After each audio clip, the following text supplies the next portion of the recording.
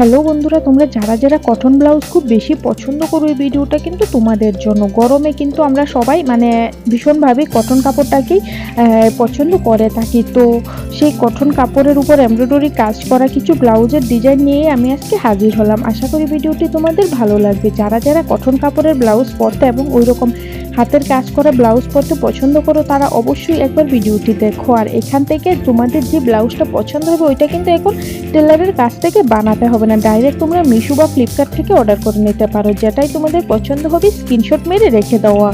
আর মিশো বা ফ্লিপকার্টে গিয়ে চার্জ করে কিন্তু তোমরা খুব সহজে এটা কিনে নিতে পারো। আর এটার দাম ধরো 300, 250, 350 ওই রকমের মধ্যেই কিন্তু পড়বে।